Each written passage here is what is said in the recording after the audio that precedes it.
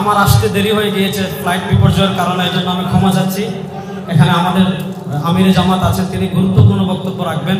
আমি 1 মিনিটে 2টা কথা বলে শেষ করব। প্রথমে একটা কথা আমি বলি, আল্লামা জাহিদ কাউসারি রাহিমাহুল্লাহ তার মাকালাতুল কাউসারিতে একটা প্রবন্ধ লিখেছেন, হুকমু মুহাওয়ালাতি ফাসলিদ্দিন আনিদ দাওলা। অর্থাৎ কামাল পাশার কথা বলেন, আহমদ কামাল আতাতুর্ক কামাল পাশার কথা বলেন, জামাল আব্দুল নাসেরের কথা বলেন, যারা সেকুলারিজমের দিকে ধাবিত হয়েছিল অথবা আরবি জাতীয়তাবাদের দিকে ধাবিত হয়েছিল, তারা তৎকালীন যুগে ইউরোপকে দেখেছে। ইউরোপ যখন ধর্ম থেকে রাষ্ট্রকে আলাদা করেছে, ইউরোপটা কিছুটা ইউরোপ এগিয়ে গিয়েছে। এটার কারণে তারা প্রভাবিত হয়। ওই সময় মুসলমানদের ভিতর 2টা চেতনা ছড়িয়েছিল, একটা হলো আরবি জাতীয়তাবাদ, আরেকটা হলো সেকুলারিজম। আল্লামা কাউসারি রাহিমাহুল্লাহ তার মাকালাতুল কাউসারিতে সুস্পষ্ট ভাষায় লিখেছেন যে রাষ্ট্র কখনো ধর্ম থেকে আলাদা হতে পারে না। হুকমু মুহাওয়ালাতি ফাসলিদ্দিন আনিদ দাওলা, রাষ্ট্র থেকে ধর্মকে আলাদা করা এটা সেকুলারিজম চিন্তা। এমন চিন্তা কোনো মুসলমান ভূখণ্ডে কোনো মুসলমান যদি লালন করে তার ঈমান থাকবে না। আমি শুধু আপনাদেরকে একটা কথা বলি, 52 বছর বাংলাদেশে, 52 বছর বাংলাদেশে যখনই রক্ত দেওয়ার প্রয়োজন হয়েছে, এদেশের ইসলামপন্থী মুসলমান রক্ত দিয়েছে, কিন্তু আমাদের মাথার উপর কাঁঠাল খেয়েছে আরেক জামাত। আমরা দেখেছি সব সময় আমরা রক্ত দেই, ক্ষমতায় যায় আরেক দল, কাঁঠাল খায় আরেক দল। আমরা পরিষ্কার ভাষায় বলি, 2024-এর জুলাই আগস্টে যে গণ অভ্যুত্থান হয়েছে, এই গণ অভ্যুত্থানে কোনো শাহবাগী রক্ত দেয় নাই, এই গণ অভ্যুত্থানে কোনো রাম রক্ত দেয় নাই, এই গণ অভ্যুত্থানে কোনো বাম রক্ত দেয় নাই, এই অভ্যুত্থানে রক্ত দিয়েছে আবু সাইদ, মুগ্ধ, তাহমিদেরা। সুতরাং এবার বাংলাদেশে আর আমরা মানুষের কোনো তন্ত্রমন্ত্রকে দেখতে চাই না, বাংলার রাষ্ট্র ক্ষমতায় আমরা ইসলামকে দেখতে চাই।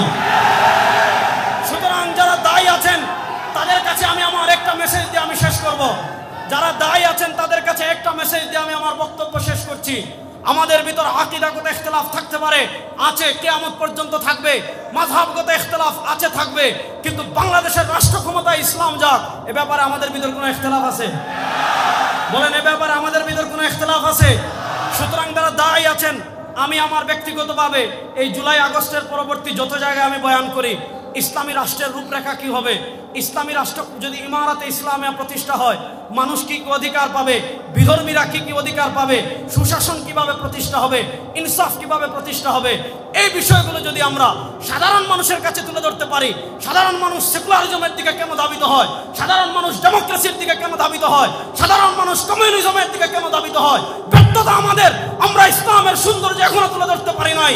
আমি সবাইকে অনুরোধ করব, আগামী 1 বছর আমরা যে যেখানে কথা বলবো ইসলামী রাষ্ট্রের রূপরেখা তুলে ধরবো।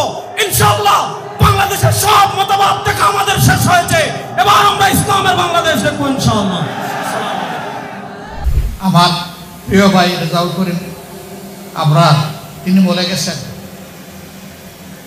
যে আমাদের মধ্যে চিন্তাগত বহু পার্থক্য থাকবে, এবং তিনি বলছেন যে এটা চলতেই থাকবে, এটা বন্ধ হওয়ার বিষয় না, অতীতেও ছিল, এখনো আছে। খোদ নবী করিম সাল্লাল্লাহু আলাইহি সাল্লামের মজলিসে আমেলায় বা যারা আল্লাহর রায় ছিলেন, তাদেরও সকলের মত একই ব্যাপারে একই ধরনের ছিল, তারাও ভিন্ন ভিন্ন মত দিয়েছেন। আখিরাত মাবুদের ইশারায় রাসূল করিম সাল্লাল্লাহু আলাইহি সাল্লাম উত্তমটাই কবুল করেছেন, এবং এতে আল্লাহ তাআলা সন্তুষ্ট হয়ে বারাকা দান করেছেন। সুতরাং মতের ভিন্নতা থাকা কোনো অপরাধ নয়, এটা থাকবে, কিন্তু আমাদের মতের কোনো ভিন্নতা নাই যে কুরআন আল্লাহ তাআলার কিতাব। আমাদের কোনো দ্বিমত নাই নবী করিম সাল্লাল্লাহু আলাইহি ওয়াসাল্লাম তার রাসূল এবং শেষ নবী, শ্রেষ্ঠ পয়গম্বর। আমাদের কোনো দ্বিমত নাই যে রাসূল করিম সাল্লাল্লাহু আলাইহি সাল্লামের হাতে তিলে তিলে সাহাবায়ে কেরাম গড়ে উঠেছিলেন, এবং তারাই হচ্ছেন আমাদের সামনে সোনার মানুষ। এই সমস্ত বিষয়ে আমাদের কোনো দ্বিমত নাই। আমাদের কোনো দ্বিমত নাই যে দুনিয়ার সফর শেষ করে আল্লাহ তাআলার কাছে গিয়ে সবাইকে হাজিরা দিতে হবে, এবং যার যার আমল নিয়ে সবাইকে দাঁড়াতে হবে। আরেকজনের আমল নিয়ে আমি দাঁড়াতে পারবো না, এটা পাপ হোক পুণ্য হোক যেটাই হোক, আমারটা নিয়েই আমি দাঁড়াবো। এই সমস্ত বিষয়ে আমাদের কোনো দ্বিমত নাই। আল্লাহ তাআলা জান্নাত এবং জাহান্নাম চূড়ান্ত বিচারের পরিণতি হিসাবে তৈরি করে রেখেছেন, এইগুলোর ব্যাপারে কোনো দ্বিমত নাই। অতএব আমাদের দ্বিমতের জায়গাগুলো মৌলিক কোনো বিষয় নয়, এটি আনুষঙ্গিক বিষয়। সেই বিষয়গুলো রেখে অতীতের আমাদের সম্মানিত মুরব্বিয়ানে কেরাম যেভাবে দায়িত্ব পালন করেছেন, মুসলিম উম্মার স্বার্থে আল্লাহ যেন একইভাবে আমাদেরকে এখন দায়িত্ব পালনের তৌফিক দান করেন।